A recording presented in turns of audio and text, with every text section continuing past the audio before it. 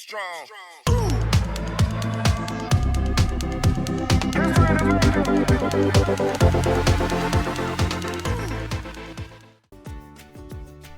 Hello everyone, Lucian here, back for another video, and today's video I can finally do some more MetaZoo video.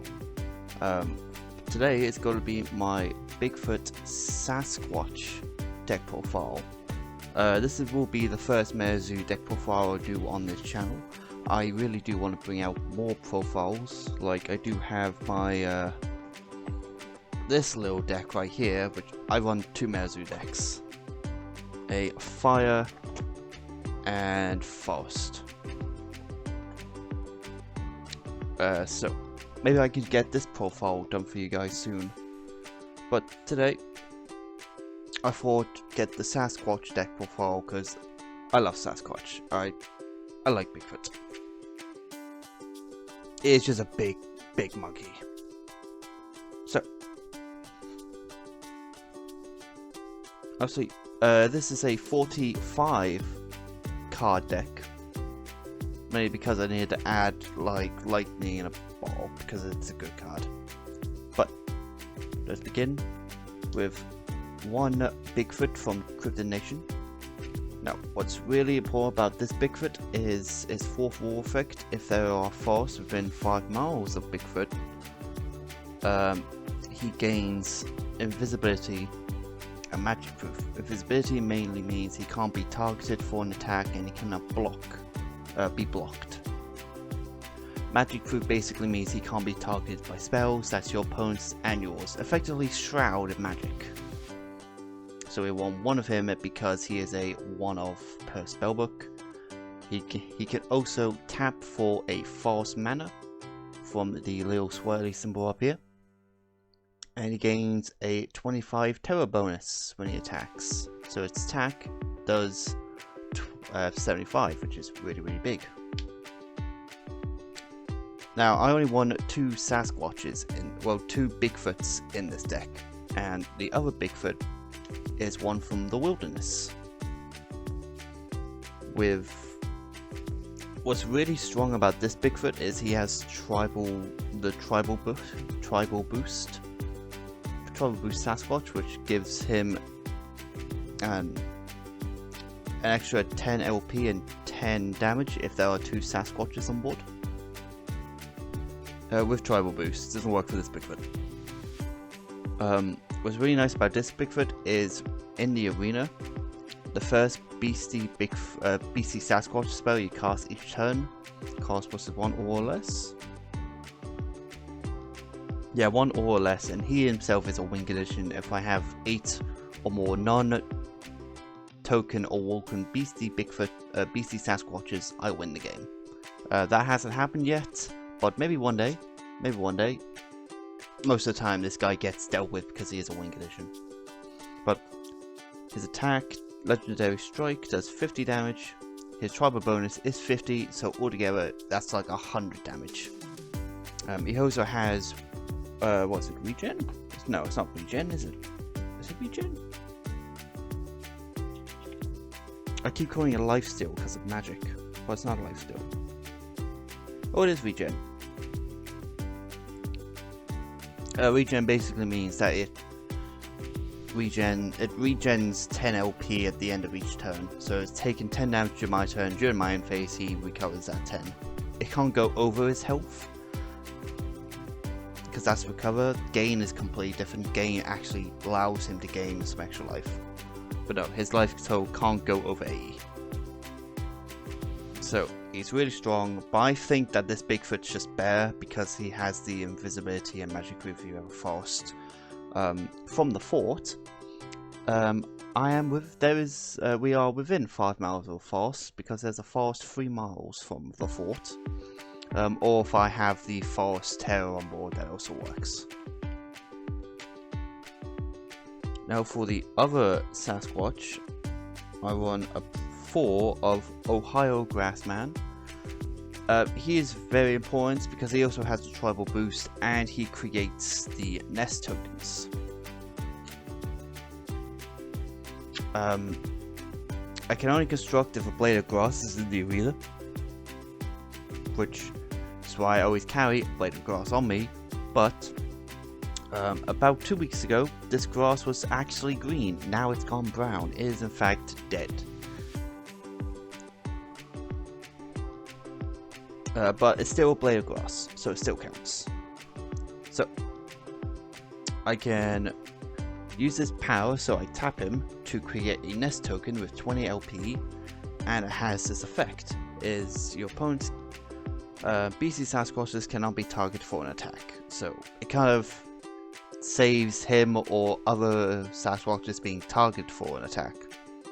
So if you can ramp out a load of these, your Sasquatches aren't going to get touched by attacks. They can still be targeted by spells.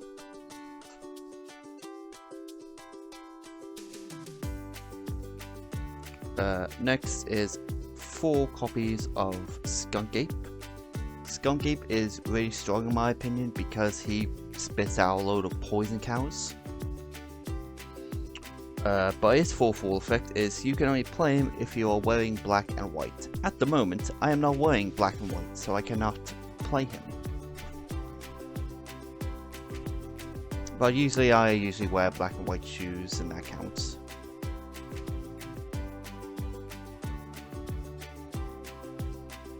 Oh, I'm sorry. No, that's completely different. Sorry, if you're wearing black and white, this Beastie does an extra 10 damage. Sorry, I'm thinking about another Beastie. There's another Beastie in the game that you can play him if you're wearing black and white, but no, he gets an extra 10 damage if I'm wearing black and white. So yeah, you can tap him to put a poison indicator on a target Beastie. For poison indicators, one poison indicator lasts for 3 turns. At the end of each turn, the Beastie with the poison indicator takes 10 damage. So you're taking altogether 30 damage. You can only have 3 poison counters on one Beastie at a time. So if you do have 3 counters, your Beastie's losing 30 per turn. It's very, very strong and it's silly. And he gains a 20 from forest and a 10 from a swamp.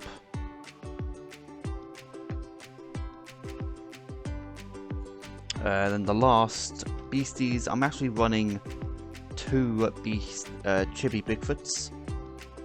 Now you could have 3 in here because the deck limit is 3, but I just decided to just have it at 2.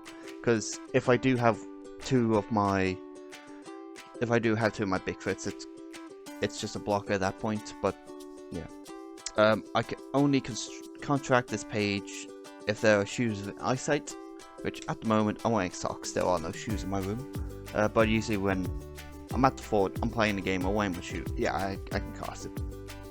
And its power is tap and add a. Oh, I just dropped my BigFoot. Add a BigFoot from your spellbook to your hand. Well, from your deck to your hand, spellbook to chapter. Chibi BigFoot actually doesn't have any Terra bonus, but it does do 10 damage for when it does this little kick, which I only block with this guy, and I only tap to add BigFoots. So that's it for the Beasties. I will leave a deck list in the description. And now for the spells. And so far I'm running 2 of this Germinate.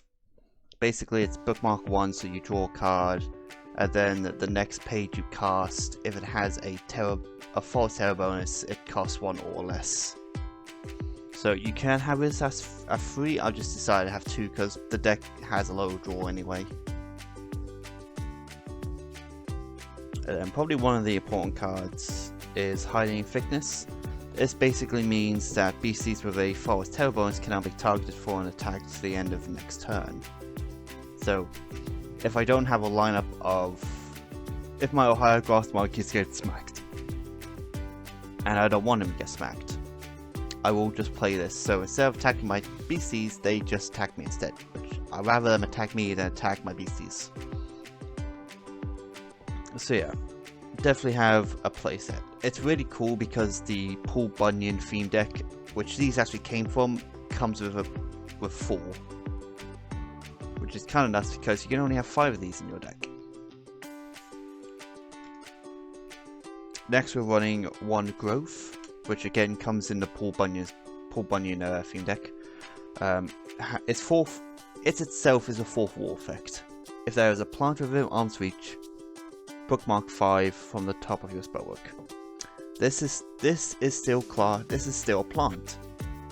It might be a dead plant, but it's still a plant.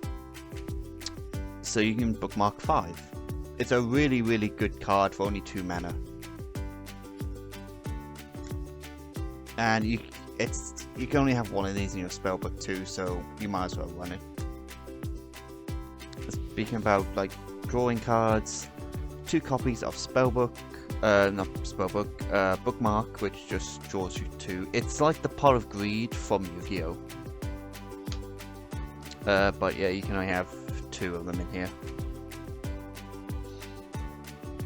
And then we have Powerup Red, which is a really strong equipped card. You equip it to a guy, and the guy it loses Immortal. If it had Immortal, it gains 100 health and it gains 100 damage.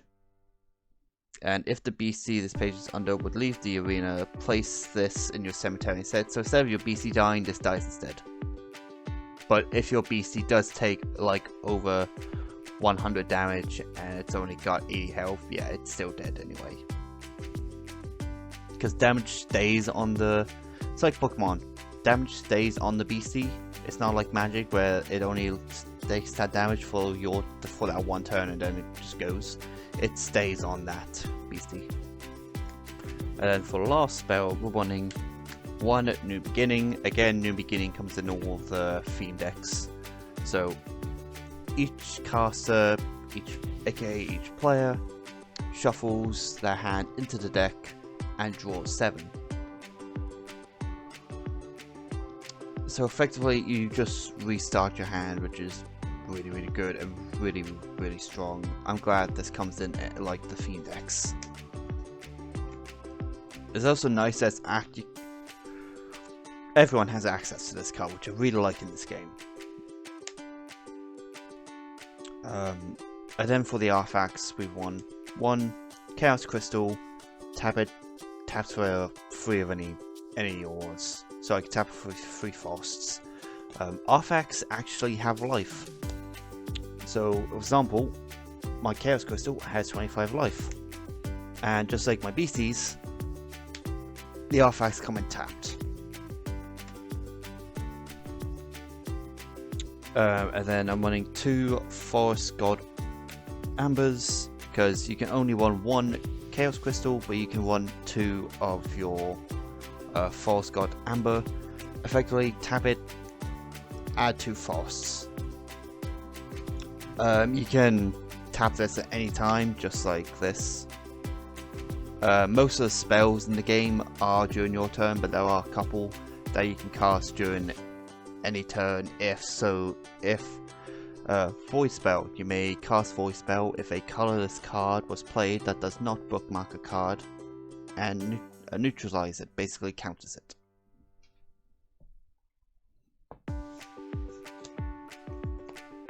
And then we're running 5 Lightning in a Ball. This is the reason why the deck is 45, because I wanted 5 copies. Well, I wanted this playset of Lightning in a Ball, because Lightning in a Ball is nuts. Lightning in a Ball, you untap target Beastie and it gains first strike. So if it does smack another Beastie, your Beastie deals damage first. Which I usually use it on my OG BigFoot, which is this BigFoot, because they're potions, they're not spells, so I can actually target him with this. So smack my opponent with BigFoot. So yes, attack with BigFoot to my opponent. They take, if I have my Forest Terra, 75, if not 50. I then play Lightning in a Ball, which awakens him, aka untaps in magic terms, and then you can tap him again to, say, smack an opponent's Beastie for a 75. My Bigfoot will take no damage because of the whole, I'm attacking first. It's just like first strike, just like in Magic. Works the same. So yeah, 1-5. I would recommend running a playset of Lightning Ball in any deck. So if I was you, just pick up a theme deck that has all 5, or you can just buy singles. It's completely up to you. And then for our ores and our special terrors. So let's begin with the special terrors. So we're running 2 of Grand National Park. You can only have 2 special terrors in a deck. Like for example, this special terror has when in the arena, BCs with an ore cost of 4 or higher have plus 10 LP, which is life points, and plus 10 damage while this Terra is in the arena. So my Bigfoots will become a 90 LP and they gain an extra 10 damage. Because I'm pretty sure they are the only BCs I have that cost 4 more. Yeah, these are the only guys that cost 4 more. OG Bigfoot 4, new Bigfoot 5. But with new Bigfoot though, the racial, the tribal trait is still pretty strong, especially if going in the mirror match. That's nuts. And then the last special terror is 2 abandoned silos. At the beginning of each turn, the active caster being the active player, so it's my turn, I have no BCs, I gain 1 colorless aura. The same is also for my opponent during their turn. If they have no BCs, they also get a aura. I really like it that terrors both help each player. There's a lot of player interaction in this game, which I love. And then I'm running 10 forest ores. Your ores are just like your land and Magic, where you play it, ores come in untapped. It's probably one of the only cards that comes in untapped. Oh, and terrors and ores come in untapped. So you can play it and then you can tap it just like you would in any land and Magic.